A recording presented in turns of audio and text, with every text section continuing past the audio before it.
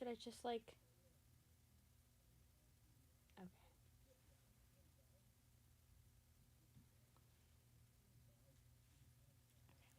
Good morning. I'm Selena Teixeira, and here's your latest news at 10:30. John Rudstadt passes the leadership review with more than 70% of members voting yes to whether he should remain as leader of the BC Conservatives.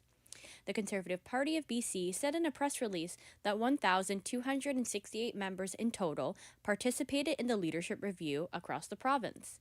Rudstad won a majority of yes votes in 78 of 93 ridings, and after learning about his win, he wasted no time to kick out MLA Eleanor Sturco. Research led by the Universities of British Columbia and Regina suggests that migrant teens who are sexually active tend to use less contraceptives. Our reporter, Jonah Jung, speaks on what can be done to get immigrant teens to learn more about sexual health and how to use contraceptives. A UBC-led research says there has been a huge decline in the use of contraceptives, such as condoms and contraceptive pills, from 2014 to 2022. The co-researcher, Daniel G., says culturally relevant sexual health education is necessary for migrant teens who might face unwanted pregnancies and sexually transmitted diseases. Migrant youth who don't feel that contraception is relevant, or they may have misinformation. They may not have accurate, up-to-date, scientifically informed information about contraception and sexual health to be able to make informed decisions. G says community members, parents, and young people should be involved to talk about sexual health and design sexual health education programs. Jonah Jung, BCIT News.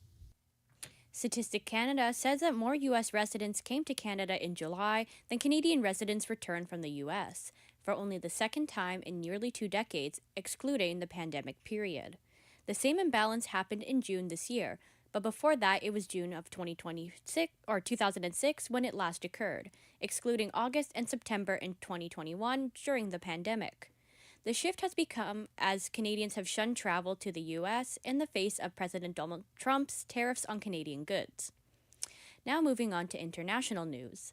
Jimmy Kimmel Live is set to return to the air, with millions of people expected to watch and see how he addresses his nearly week-long suspension. Kimmel's suspension was followed by remarks about the aftermath of conservative activist Charlie Kirk's death. This triggered a national discussion about freedom of speech and President Donald Trump's ability to police the words of journalists, commentators, and comedians. Kimmel's return reportedly came after negotiations between Kimmel and executives for ABC and its parent company, Walt Disney. ABC said Kimmel will return after the network had thoughtful conversations about the host.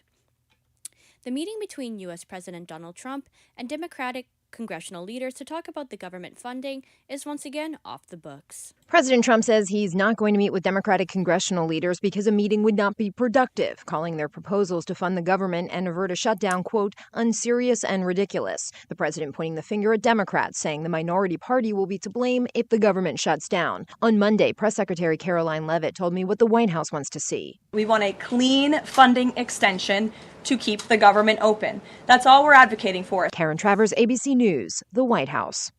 U.S. President Donald Trump says recognizing a Palestinian state amounts to rewarding Hamas for the 2023 attack on Israel. Canada recently joined the UK, Australia, and Portugal in recognizing an independent Palestine state before world leaders arrived in New York for this week's United Nations General Assembly. Trump told the UN today that those who would want peace should unite to call on Hamas to release their hostages. He made no mention of the thousands of Palestinians killed in the Gaza Strip, nor the ongoing famine and destruction there. Trump also used his address to criticize the international body, saying the UN is full of empty words and that, quote, empty words don't solve wars. Russia says it has shot down a dozen Ukrainian drones headed towards Moscow, and Ukraine says that Russian missiles and drones and bombs killed at least 2 civilians. The reports came on Tuesday as Ukrainian President Volodymyr Zelensky preserved the efforts to bolster international support for his country at a UN gathering of the world leaders.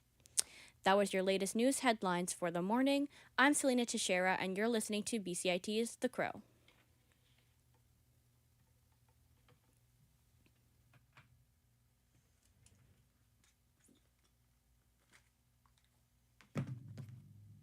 It's your career, your vision, your goal. Navigate it your way. Flexible learning is designed for you. Learn a new skill or earn a degree at your own pace. BCIT, flexible learning for a complex world.